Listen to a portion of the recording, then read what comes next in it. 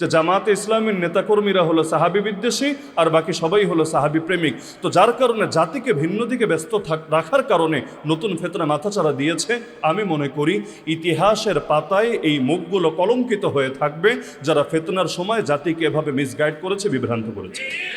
বর্তমান সময়ে যেই কয়জন বেশি আক্রমণ চালানোর চেষ্টা করছেন এর মধ্যে একজন আমাদের মহাব্বতের ভাই আছেন মৌলানা লুৎফুর রহমান ফরায়েজি। তার একটা ওয়েবসাইট আছে আহলে হক মিডিয়া, সার্চ করলে এখানেই পেয়ে যাবেন। সেখানে তার নামটা এখানে আমার টানা মুখ্য না, কিন্তু মিয়ারে হক বলতে কি বুঝান এটা দেখানোর জন্য টানতে হচ্ছে। আমি হুবহু কোট আনকোট করছি তিনি কি বুঝিয়েছেন বা এই ক্ষেত্রে তারা কি বুঝিয়ে থাকেন। স্পষ্ট শোনেন, সত্যের মাপকাঠি বলতে বোঝানো হয় যে সাহাবায়ে কেরামগণ হক এবং হক্কানিয়াত দিন ও ঈমানের ক্ষেত্রে যে মানদণ্ডে উত্তীর্ণ হয়েছে তা দ্বীনে হক বোঝার মানদণ্ড। তারা যেভাবে দ্বীনকে বুঝেছেন, যেভাবে দ্বীনকে পালন করেছেন, সেভাবেই উম্মতে মুসলিমা কিয়ামত পর্যন্ত তাদের অনুসরণে পালন করে যাবে। দ্বীনি কোনো বিষয় আসলে উক্ত বিষয়ে সাহাবিগণ কোন অর্থে বা কিভাবে তা করেছেন তা অনুসরণ করা উম্মতের জন্য সঠিক ও যথার্থ আমাদের মূল ভিত্তি হবে। তাহলে এটা নিয়ে কে দ্বিমত করবে? এখানে আমার সামনেই যারা যারা আছেন কে দ্বিমত করবেন এটা নিয়ে? সহজ ভাষায় যদি বলি যে সাহাবায়ে কেরাম ঈমানের ক্ষেত্রে আমাদের মডেল, আমলের ক্ষেত্রে আমাদের মডেল, চরিত্রের ক্ষেত্রে আমাদের মডেল, আদর্শের ক্ষেত্রে মডেল, রাজনীতির ক্ষেত্রে মডেল, অর্থনীতির ক্ষেত্রে মডেল। অর্থাৎ তারা যেভাবে দিনটা বুঝেছেন, ধারণ করেছেন, আমরাও সেভাবে বুঝবো, সেভাবে ধারণ করব। এই অর্থ নিয়ে কে দ্বিমত করবে? এখন মাওলানা মওদুদী কি এই অর্থ নিয়ে ব্যাখ্যা দিয়েছেন? আরে বেটা, একবার কিতাবটা পড়ে দেখলেও তো হয়। তিনি নিজে তার জীবদ্দশাই ব্যাখ্যা করেছেন যে মিয়ারে হক বলতে আমরা কি বুঝাই। এমনকি তার জীবদ্দশাই তারজুমানুল কোরআনে জাস্টিস মালিক গোলাম আলী তিনি লম্বা করে আর্টিকেল লিখেছেন, যেটা তারজুমানুল কোরআনেও আছে এবং আমাদের কয়েকদিনের মধ্যে যে বই প্রকাশ হবে সেখানে আমরা লম্বা করে সেই আর্টিকেলটা উল্লেখ করে দিয়েছি যে মাওলানা মওদুদী তিনি মিয়ারে হক বলতে আসলে কি বুঝেন। তো লম্বা ব্যাখ্যায় যাচ্ছি না, আমি জাস্ট এটা বোঝানোর চেষ্টা করছি যে মাওলানা মওদুদী মিয়ারে হক বলতে যেটা অস্বীকার করতে চান সেটাকে তারাও স্বীকার করে না, আর তারা যেটা স্বীকার করে এটাকে মাওলানা মওদুদী অস্বীকার করে না। মাঝখানে যেটা হয় এটাকে বলে ইলমি ভাষায় ইখতিলাফে লফজি, বাংলায় হলো শাব্দিক বিতর্ক। অর্থাৎ শব্দ নিয়ে মারপেট চলছে, একজন এভাবে বলছে আর একজন ওভাবে বলছে, দিন শেষে মূল অর্থ এবং মূল মর্ম একই থাকছে। কিন্তু এটা যে তারা বোঝে না তা না, বোঝে ঠিকই, কিন্তু কেউ যদি ঘুমিয়ে থাকে তাকে জাগানো যায়, ঘুমের ভান ধরে পড়ে থাকলে তাকে জাগানোর কি উপায়? এক নম্বর বিষয় হলো বর্তমান বাংলাদেশে ব্যাপক হারে শিয়াবাদের উত্থান ঘটছে। অনলাইনেও দেখা যায় প্রকাশ্যে আল্লাহ রসুল সাল্লাল্লাহু আলাইহি ওয়াসাল্লামের সাহাবীদেরকে গালিগালাজ করা হচ্ছে, বিশেষ করে মাজলুম সাহাবী হযরত মুআবিয়া রাদিয়াল্লাহু আনহুকে। এই ক্ষেত্রে আমি মনে করি অনেকেরই দায় আছে, কিন্তু সবচাইতে বড় দায় ওই সমস্ত বিরোধী ভাইদের যারা তীরকে অন্যদিকে ঘুরিয়ে দেওয়ার কারণে এরা খালি ময়দানে গোল দেওয়ার সুযোগ পাচ্ছে। বলবেন এটা কিভাবে? বিগত শেখ হাসিনা শাসনের সময়ের দিকে যদি নজর দেন তাহলে লক্ষ্য করবেন সে নিরীহ মুসলমানদেরকে, ইসলামপন্থীদেরকে, ইসলামী রাজনীতির নেতাকর্মীদেরকেও জঙ্গি ট্যাগ দিয়ে নিজের গদিকে মজবুত করার জন্য, ওয়ার অন টেররের গেম খেলার জন্য সে এটাকে এমনভাবে এই ন্যারেটিভটা প্রতিষ্ঠা করেছে, এর মাঝখান দিয়ে এই সুযোগে হিন্দুত্ববাদী চরমপন্থীরা এই দেশের সর্বোচ্চ হম্বিতম্বি শুরু করে দিয়েছে। তাহলে বিগত সময়ে নাস্তিক্যবাদী চরমপন্থীরা, হিন্দুত্ববাদী চরমপন্থীরা যে মাথাচাড়া দিয়েছে এর সবচাইতে বড় দায় ছিল ফ্যাসিস্ট সরকারের। কারণ তারা ওদের ক্ষেত্রে চরমপন্থা, জঙ্গিবাদ, উগ্রবাদ এই শব্দগুলো ব্যবহার না করে এগুলো মুসলমানদের ক্ষেত্রে এমনভাবে ব্যবহার করেছে মনে হচ্ছিল এগুলো যেন মুসলমানদের পৈতৃক সম্পত্তি, তাদের পূর্বপুরুষের রেখে যাওয়া মিরাজ, যেখানে অন্য কারো কোনো হিস্সাই নাই। সুতরাং যার ইসলামের পক্ষে, ইসলাম কায়েমের পক্ষে একমাত্র তারাই হলো জঙ্গি, তারাই মৌলবাদী, তারাই উগ্রবাদী, তারাই চরমপন্থী, তারাই সাম্প্রদায়িক। আর মাঝখান দিয়ে অন্য শক্তিগুলো তারা ঠিকই চরমপন্থা সর্বোচ্চ শিখরে পৌঁছেছে। সুতরাং এখন যারা আল্লাহ রসুল সাল্লাল্লাহু আলাইহি ওয়াসাল্লামের সাহাবীদের গালিগালাজের ব্যাপারে চুপ আছে, শিয়া ফিতনার ব্যাপারে চুপ আছে, এমনকি পাকিস্তানের দিকে নজর দিলেও দেখবেন পাকিস্তানও সাহাবীদের সম্মান নিয়ে অনেক আলোচনা হয়, বাংলাদেশের চাইতে হাজার গুণ বেশি আলোচনা হয়, কিন্তু সেখানকার মূলধারার ওলামায়ে কেরামের আলোচনা থাকে মূলত শিয়া ফিতনা, রাফেজি ফিতনাকে সামনে রেখে। কিন্তু বাংলাদেশ বাংলাদেশে শুধুমাত্র রাজনৈতিক স্বার্থে, নিজেদের দলকে মজবুত করার স্বার্থে, আগামী দিনে 2-4টা সিট দখল করার স্বার্থে কিছু মানুষ এই তীরকে ভিন্ন দিকে ঘুরিয়ে দিয়ে তারা জাতির সামনে ইতিমধ্যে এই ন্যারেটিভ দাঁড় করার চেষ্টায় অনেকটাই এগিয়ে গিয়েছে যে জামায়াতে ইসলামের নেতাকর্মীরা হলো সাহাবী বিদ্বেষী আর বাকি সবাই হলো সাহাবী প্রেমিক। তো যার কারণে জাতিকে ভিন্ন দিকে ব্যস্ত রাখার কারণে নতুন ফিতনা মাথাচাড়া দিয়েছে। আমি মনে করি ইতিহাসের পাতায় এই মুখগুলো কলঙ্কিত হয়ে থাকবে যারা ফিতনার সময় জাতিকে এভাবে মিসগাইড করেছে, বিভ্রান্ত করেছে। দ্বিতীয় ফিতনা হলো মেয়ারে হক। এই পরিভাষাটা একটা নবোদ্ভাবিত পরিভাষা, যেটা আমাদের সম্মানিত প্রবন্ধকার আলোচনায় উপস্থাপন করেছেন। যে কোনো পরিভাষা যখন নতুন আসে, এই পরিভাষার ব্যাখ্যাটাও তাদের থেকেই নেওয়া লাগে যারা এই পরিভাষাটা ব্যবহার করেছেন। মেয়ারে হক হুবহু এই পরিভাষাটা কোরআনেও নাই, হুবহু এই পরিভাষাটা হাদিসেও নাই, হুবহু এই পরিভাষাটা আকীদার মৌলিক যে কিতাব যেগুলো আমরা পড়ি এগুলোর কোনোটার মধ্যে নাই। হ্যাঁ, আবার এই পরিভাষার স্রষ্টা বা এর নির্মাতা মাওলানা মওদুদীকেও বলার সুযোগ নেই, কারণ তার আগেও একটা বই এই আমাদের ভারতবর্ষে রচিত হয়েছিল যেই বইয়ের নামে মেয়ারে হক। যদিও সেটা এই সংক্রান্ত আলোচনা নিয়ে না, তার মানে এই পরিভাষাটা আমাদেরই অঞ্চলে কিছু কিছু মানুষ ব্যবহার করেছে, কিন্তু এটা কোরআন, সুন্নাহ অথবা সালাফে সালেহিন থেকে আসা কোনো পরিভাষা না। তো পরিভাষার ক্ষেত্রে একটা মূলনীতি কেন যেন আমাদের ভাইয়েরা ভুলে যায়, কিন্তু এটা সর্বজন স্বীকৃত মূলনীতি, লা মুশাহাতা ফিল ইসতিলাহ। পরিভাষার ক্ষেত্রে কোনো বিতর্ক নাই। একটা পরিভাষা একাধিক মানুষ একাধিক অর্থে ব্যবহার করতে পারে। যেমন বহুত পরিভাষা যেগুলো আমরা এখন স্বাভাবিকভাবে ব্যবহার করি। আমরা যখন রাষ্ট্রবিজ্ঞান নিয়ে, ইসলামের রাষ্ট্রবিজ্ঞান নিয়ে পড়াশোনা করি, তখন ইমাম বলতে কি বুঝি আর বাংলাদেশে মসজিদে ইমাম বলতে কি বুঝি। আমরা যখন ইসলামের রাষ্ট্রবিজ্ঞান নিয়ে পড়াশোনা করি, খলিফা বলতে কি বুঝি আর দর্জির দোকানে গেলে খলিফা বলতে কি বুঝি। এখানেও তো পরিভাষার ভিন্নতা দেখা দিয়েছে। একইভাবে আপনি যখন কোরআন পড়বেন, কোরআনে পাবেন ফালাং তাজিদ লাহু ওয়ালিয়া মুরশিদা, আর পীররা যখন ওয়াজ করে তখন তারা এর যে ব্যাখ্যা দাঁড় করায় ফালাং তাজিদ লাহু ওয়ালিয়া মুরশিদা, এখানেও তো পরিভাষাগত ভিন্নতা। এমনকি কেউ তো তিরমিজি না পড়ে আলেম হয় না, তিরমিজি না পড়ে তো আর কেউ আলেম হিসেবে স্বীকৃতি পায় না। তিরমিজি যদি পড়েন দেখবেন হাসান, হাদা হাদিসুন হাসান, এই শব্দটাকে ইমাম তিরমিজি কোন অর্থে ব্যবহার করেছেন। এখন কেউ যদি সংজ্ঞা নেয় এক ইমাম থেকে, মনে করেন ইমাম ইবনুস সালাহ তার মুকদ্দিমা থেকে সংজ্ঞা নিল, ইমাম ইবনে হাজার আসকালানি তার লেখা থেকে সংজ্ঞা নিল, এরপর মাপতে গেল কাকে? তাদের বহু আগে পৃথিবী থেকে চলে যাওয়া ইমাম তিরমিজি রাহমাতুল্লাহ আলাইহিকে। এখন বলল দেখ ইমাম তিরমিজি তো মস্ত বড় ভুল করেছে। কিভাবে ভুল করলো? আরে হাদিসুন হাসান ভিন্ন জিনিস, হাদিসুন সহি ভিন্ন জিনিস। যেটা সহি সেটা তো সহি, আর সহির চাইতে এক দরজা নিচে, এক স্তর নিচে, সেটা না হাসান। এই দেখ পাগল ইমাম আবু ঈসা তিরমিজি, সে একই হাদিসকে বলে হাদা হাদিসুন হাসানুন সহিহুন। কিভাবে পসিবল? এটা তো সম্ভবই না। এখন এই পাগলকে কে বোঝাবে? আরে বেটা, সংজ্ঞা নিলি একজনের থেকে আর মাপলি তুই আরেকজনকে, এটা তো ঠিক না। তুই যখন তিরমিজি পড়বি তাহলে হাসান সংজ্ঞাটা ইমাম তিরমিজির থেকেই নিতে হবে, যেটা তিনি তার কিতাবুল ইলালের মধ্যে নিজেই ব্যাখ্যা করেছেন। আল হাসান ইনদানা বলে লম্বা করে তিনি দেখিয়েছেন।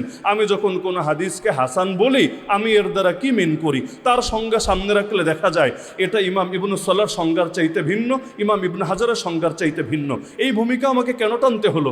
এজন্য টানতে হলো, মেয়ারে হক বলতে আমাদের ওই ভাইয়েরা যেটা প্রমাণ করার চেষ্টা করেন, যেটা সাব্যস্ত করার চেষ্টা করেন, সেটাকে মাওলানা মওদুদী দূরের কথা কোনো একজন মুসলমান অস্বীকার করবে না। আর মাওলানা মওদুদী একমাত্র আল্লাহর রসুলকে এবং আল্লাহর কিতাবকে মেয়ারে হক বলার দ্বারা তিনি যে বার্তাটা দিতে চান, এর সঙ্গে গভীরভাবে দেখলে এরাও দ্বিমত করার কোনো সুযোগ পাবে না। তাহলে বিতর্ক কি নিয়ে? বিতর্ক হলো লাউ বলা হবে নাকি কদু বলা হবে, এটা নিয়ে। ফিশ বলা হবে ইংলিশে না মাছ বলা হবে বাংলায়, এটা নিয়ে। লাস্টে গিয়ে দেখা যায় যেই লাউ সেই কদু। যেমন এই ক্ষেত্রে অনেক ইলমি আলোচনা টানা যায় যে আসলে এই ক্ষেত্রে ইমামরা কি বুঝিয়েছেন বা এই অঞ্চলে আমাদের আকাবিররা কি বুঝিয়েছেন, কিন্তু সময় সংক্ষিপ্ততা সেটাতে যাচ্ছি না। বর্তমান সময়ে যেই কয়জন বেশি আক্রমণ চালানোর চেষ্টা করছেন, এর মধ্যে একজন আমাদের মহাব্বতের ভাই আছেন মাওলানা লুৎফুর রহমান ফরায়েজি। তার একটা ওয়েবসাইট আছে আহলে হক মিডিয়া, সার্চ করলে এখানেই পেয়ে যাবেন। সেখানে তার নামটা এখানে আমার টানা মুখ্য না, কিন্তু মেয়ারে হক বলতে কি বুঝান এটা দেখানোর জন্য টানতে হচ্ছে। আমি হুবহু কোট আনকোট করছি তিনি কি বুঝিয়েছেন বা এই ক্ষেত্রে তারা কি বুঝিয়ে থাকেন। স্পষ্ট শোনেন, সত্যের মাপকাঠি বলতে বোঝানো হয় যে সাহাবায়ে কেরামগণ হক এবং হক্কানিয়াত, দিন ও ঈমানের ক্ষেত্রে যে মানদণ্ডে উত্তীর্ণ হয়েছে তা দিনে হক বোঝার মানদণ্ড। তারা যেভাবে দিনকে বুঝেছেন, যেভাবে দিনকে পালন করেছেন, সেভাবেই উম্মতে মুসলিমা কিয়ামত পর্যন্ত তাদের অনুসরণে পালন করে যাবে। দিনই কোনো বিষয় আসলে উক্ত বিষয়ে সাহাবিগণ কোন অর্থে বা কিভাবে তা করেছেন তা অনুসরণ করা উম্মতের জন্য সঠিক ও যথার্থ আমাদের মূল ভিত্তি হবে। তাহলে এটা নিয়ে কে দ্বিমত করবে? এখানে আমার সামনে যারা যারা আছেন, কে দ্বিমত করবেন এটা নিয়ে? সহজ ভাষায় যদি বলি যে সাহাবায়ে কেরাম ঈমানের ক্ষেত্রে আমাদের মডেল, আমলের ক্ষেত্রে আমাদের মডেল, চরিত্রের ক্ষেত্রে আমাদের মডেল, আদর্শের ক্ষেত্রে মডেল, রাজনীতির ক্ষেত্রে মডেল, অর্থনীতির ক্ষেত্রে মডেল। অর্থাৎ তারা যেভাবে দিনটা বুঝেছেন, ধারণ করেছেন, আমরাও সেভাবে বুঝবো, সেভাবে ধারণ করব। এই অর্থ নিয়ে কে দ্বিমত করবে? এখন মাওলানা মওদুদী কি এই অর্থ নিয়ে ব্যাখ্যা দিয়েছেন? আরে বেটা, একবার কিতাবটা পড়ে দেখলেও তো হয়। তিনি নিজে তার জীবদ্দশাই ব্যাখ্যা করেছেন যে মিয়ারে হক বলতে আমরা কি বুঝাই।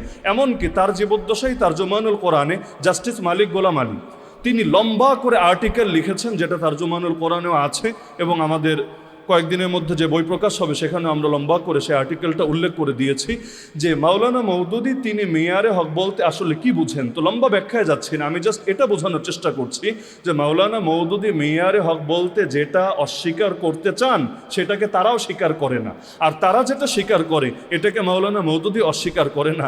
মাঝখানে যেটা হয় এটাকে বলে ইলমি ভাষায় ইখতিলাফে লফজি, বাংলায় হলো শাব্দিক বিতর্ক। অর্থাৎ শব্দ নিয়ে মারপেট চলছে, একজন এভাবে বলছে আর একজন ওভাবে বলছে, দিন শেষে মূল অর্থ এবং মূল মর্ম একই থাকছে। কিন্তু এটা যে তারা বোঝে না তা না, বোঝে ঠিকই, কিন্তু কেউ যদি ঘুমিয়ে থাকে তাকে জাগানো যায়, ঘুমের ভান ধরে পড়ে থাকলে তাকে জাগানোর কি উপায়? হ্যাঁ, কেউ বলতে পারে আপনি জামাত ইসলামীতে যোগদান করে মনে হয় কথা পাল্টিয়েছেন না।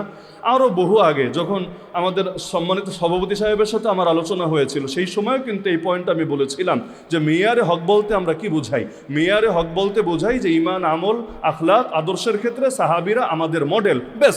এটা নিয়ে কেউ দ্বিমত করবে না, এবং তিনিও বলেছিলেন এই অর্থে তো কেউ দ্বিমত করার কথা না, এবং এই অর্থটা তো প্রত্যেকের নিকটই গ্রহণযোগ্য। বাকি থাকলো শাব্দিক বিতর্ক। তো ভাই, উম্মতের এই ক্রান্তিকালে শাব্দিক বিতর্কে লিপ্ত হয়ে এত দলাদলি করার উদাহরণ হবে হালাকু খানের তাতারি বাহিনী যখন বাগদাদের দ্বারপ্রান্তে, ওই সময় আলেমদের মূল ইখতিলাফ ছিল দুই মাসালা নিয়ে। এক নম্বর মাসালা হলো কাউয়ার গোশত, কাকের গোশত হালাল নাকি হারাম। দ্বিতীয় মাসালা ছিল, দ্বিতীয় ইখতিলাফি বিষয় ছিল, এক পৃথিবীতে এক সময় একাধিক খলিফা থাকা বৈধ নাকি এক সময় খলিফা একজনই হবে, দ্বিতীয় কেউ হওয়ার কোনো সুযোগ নাই। এই দুই মাসালা নিয়ে বিতর্ক করছিল এমন সময় যখন হালাকু খানের বাহিনী বাগদাদের দ্বারপ্রান্তে অবশেষে কয়েক কোটি মুসলমানকে হত্যা করলো এবং প্রথমবারের মতো খেলাফতের পতন ঘটালো। সুতরাং ভাইয়েরা, শাব্দিক বিতর্ক করতে চাইলে করেন, সমস্যা নাই, কিন্তু আগে বাংলার জমিনে ইসলামকে প্রতিষ্ঠা করেন, সেকুলার শক্তির পরাজয় ঘটান, এরপর ঠান্ডা মাথায় বসে বিতর্ক করা যাবে ইনশাআল্লাহ। আমার সর্বশেষ পয়েন্ট আজকের, যেটা নিয়ে এখানেও আলোচনা হচ্ছিল, আদালতে সাহাবা, আমাদের শিরোনামের মধ্যেই যেটা আছে। আদালতে সাহাবার ক্ষেত্রেও আমার বক্তব্য হচ্ছে, আদালতে সাহাবা একটা ইজমাই পরিভাষা, সর্বসম্মত পরিভাষা। এটা নিয়ে হকপন্থীদের কেউ দ্বিমত করার কোনো সুযোগ নাই। হ্যাঁ, এটা নিয়ে দ্বিমত করেছেন কারা, যেটার আলোচনা আমাদের সম্মানিত ডক্টর সাহেবও তিনি আলোচনা এনেছেন, শিরদিমাতুন কালিলা, এমন কিছু ক্ষুদ্র দল যাদের কোনো গ্রহণযোগ্যতাই নেই, যাদের কোনো মুসলিম সমাজের মধ্যে কোনো ভিত্তিই নাই। হকপন্থী কোনো ধারার কোনো মানুষ আল্লাহ রসুল সাল্লাহ ইসলামের সাহাবিদেরকে আদেল মানার ক্ষেত্রে, ন্যায়পরায়ণ মানার ক্ষেত্রে দ্বিমত করে নাই, করার সুযোগও নাই। কারণ তাদের আদালত না মানলে কোরআন মানবে কিভাবে, তাদের আদালত না মানলে সুন্নাহ মানবে কিভাবে, তাদের আদালত না মানলে দ্বীনের ফাহাম, দ্বীনের বুঝ নেবে কিভাবে। সুতরাং যারাই ইসলামকে ওন করে, ধারণ করে, তারা সকলেই আল্লাহ রসুল সাল্লাহ ইসলামের সাহাবিদেরকে আদেল হিসাবে মানে। তাহলে এখানেও ঝামেলা হয়েছে কোথায়? ওই যে বললাম, ঝামেলা হয়েছে সংজ্ঞায়। মাওলানা মওদুদী যে সংজ্ঞাটা দিয়েছেন, এই সংজ্ঞাটা তিনি নিজে আবিষ্কার করেছেন তা না, বরঞ্চ অতীতে একাধিক ইমাম হুবহু এভাবেই সংজ্ঞা দিয়েছেন। আদালতে সাহাবার তিনি উর্দুতে যেভাবে, আদালতে সাহাবার মানে কি তিনি উর্দুতে যেভাবে উপস্থাপন করেছেন, সময় নেই, না হলে আমি একদম উদাহরণস্বরূপ দেখিয়ে দিতাম যে অমুক ইমাম তমুক ইমাম তমুক ইমাম আরবিতে হুবহু এই বাক্যেই সংজ্ঞাটা দিয়েছেন। সংজ্ঞাটা তার নতুন আবিষ্কার করা না। হ্যাঁ, এই অঞ্চলের ওলামায়ে কেরাম যারা আছেন তারা হয়তো কেউ কেউ সংজ্ঞাটা ভিন্নভাবে দেন। তো একই সংজ্ঞা একাধিকভাবে দেওয়া যায়, পৃথিবীতে সব সংজ্ঞাই 10 ভাবে 20 ভাবেই দেওয়া যায়। গণতন্ত্রের সংজ্ঞাও তো একটা না, ওই আব্রাহাম লিঙ্কন একভাবে বলেছে, কিন্তু সবাই যে তার সাথে একমত তাও কিন্তু না। প্রতিটা জিনিসের বহু রকম সংজ্ঞা হয়। এখন মাওলানা মওদুদীকে আদালতে সাহাবা অস্বীকারী বলার কোনো ধরনের সুযোগ নাই। হ্যাঁ, মাওলানা মওদুদী একটা বিষয় স্পষ্ট করতে চেয়েছেন, এবং এটা নিয়ে আশা করি আপনারাও দ্বিমত করবেন না, আদালতে সাহাবা মানে ইসমত না। ইসমত একমাত্র নবীদের জন্য প্রযোজ্য। নবীরাই মাসুম, সাহাবিরা মাসুম না। সাহাবিরা আদেল, এটা হওয়ার অর্থ এটা না তাদের কখনোই কোনো পাপ হয় নাই, তাদের কোনো পাপ ছিল না। আল্লাহ তাদেরকে মাফ করে দিয়েছেন, কিন্তু তাদের পাপ হয়েছে বা হতে পারে এটা নিয়ে কেউ কখনো দ্বিমত করে নাই। আদালতে সাহাবার মূল কথাই হলো তারা যেই দিনটা আমাদের নিকট পৌঁছে দিয়েছেন এই ক্ষেত্রে তারা সম্পূর্ণ, মানে আমাদের আলাদা যাচাই করতে হবে না। নতুন কোনো ইমামের নাম পড়লে কিতাব খুলতে হয়, এই ইমামের ব্যাপারে অন্যরা কি বলেছে, তিনি কি গ্রহণযোগ্য নাকি অগ্রহণযোগ্য, তিনি কি শক্তিশালী নাকি তিনি দুর্বল। নবীর কোন সাহাবী, আদনা থেকে আদনা সাহাবী, যার নামও হয়তো জীবনে শুনি নাই, এমন বহু সাহাবী আছে যাদের থেকে একটা মাত্র হাদিস পাই, আগে পরে আর কিচ্ছু পাই না, কোনো সমস্যার কিছু নাই। যখন জানবো নিশ্চিতভাবে তিনি সাহাবী, আমার ওই কিতাব ঘেটে দেখতে হবে না তিনি কি সহি নাকি তিনি জয়ীফ, তিনি কি গ্রহণযোগ্য নাকি তিনি অগ্রহণযোগ্য, কারণ তারা সকলেই আদেল। এই আদালতে সাহাবার ক্ষেত্রে কারো কখনো দ্বিমত নাই। তাহলে ইসমতে আম্বিয়া এবং আদালতে সাহাবা, দুঃখের বিষয় হলো আমাদের সিলেটে বিশেষ করে ধরেন আপনি মাহফিলও করতে গেলেন, আপনাকে বিব্রত করার জন্য স্লোগান দেবে, একজন দাঁড়ায় বলবে ইসমতে আম্বিয়া আর একজন বলবে আদালতে সাহাবা। জাতিকে কি বোঝানোর চেষ্টা করবে?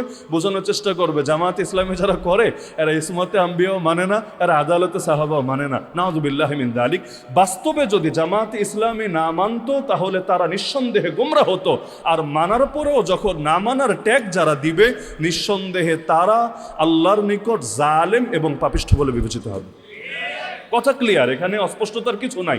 যদি না মানে নিশ্চিত গোমরা, আর মানার পরও যারা ট্যাগ দিবে মানে না, নিঃসন্দেহে তারা জালেম, তারা অপবাদ আরোপকারী। আর যদি এখন ওমর রাদিয়াল্লাহু আনহু শাসন থাকতো, তার দরবারে বিচার যেত, তাহলে মায়ের যে কয়টা পিঠের উপর পড়তো আল্লাহ ভালো জানে। এমনকি এটার জন্য তাদেরকে হয়তো বিভিন্নভাবে শাস্তির সম্মুখীন হতে হতো। তা আল্লাহ তাআলা তাদেরকে এবং আমাদেরকে সবাইকে সঠিকভাবে বোঝার তৌফিক দান করুন।